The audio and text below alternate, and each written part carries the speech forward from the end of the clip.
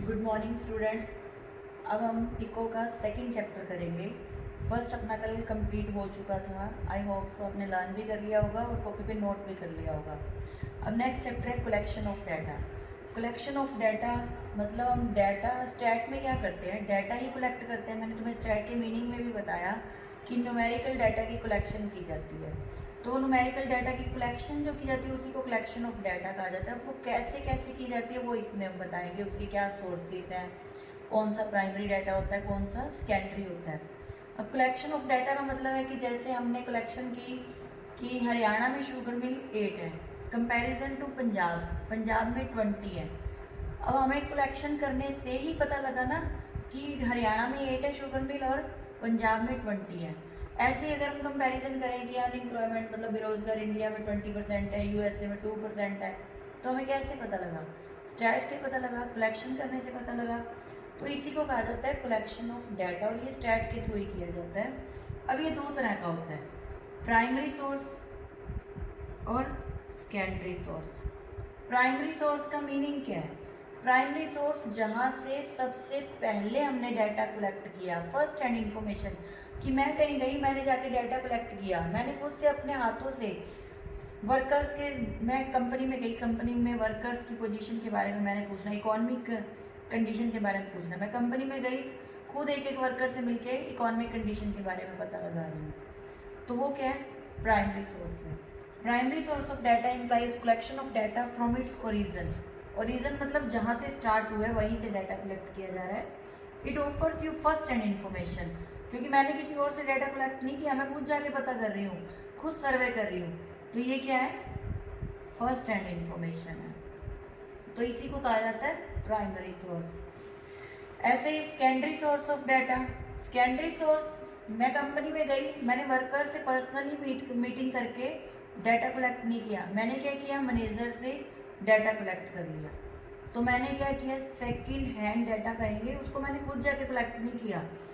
Secondary source of data implies from some agencies or institution which already happens to have collected the data by statistical survey। मतलब जिन्होंने already data collect कर रखा है, हमने उनसे data collect किया। तो ये तो थे primary source and secondary source.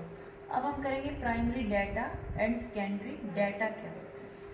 Primary data क्या है? जैसे हमने अभी किया, प्राइमरी सोर्स क्या है? जहाँ से हमने स्टार्टिंग में जाके डाटा कलेक्ट किया वो प्राइमरी सोर्स है, और वहाँ से हमने जो फर्स्ट टाइम डाटा कलेक्ट किया वो डाटा है। If we are collecting data from its source of origin, starting से हम डाटा कलेक्ट कर रहे हैं, पहली बार कर रहे हैं, वो प्राइमरी डाटा है। मतलब वहाँ सोर्स था कि मैं कंपनी में गई, कंपनी क्या है? जहाँ से डाटा कलेक्ट करना है, सोर्स। कंपनी से मैंने सीधा जाके डाटा कलेक्ट किया, वो डाटा है। ऐसे ही सेकेंडरी डाटा, जो ऑलरेडी मैं गई कंपनी में, उन्होंने डाटा कलेक्ट कर रखा था, मुझे पकड़ा दिया। सेकेंडरी सोर्स तो हुआ कि मैंने कंपनी से, मैनेजर से डाटा लिया, लेकिन जो डाटा लिया है वो भी तो ऑलरेडी उन्होंने तैयार कर रखा है, तो वो क्या है? सेकेंडरी।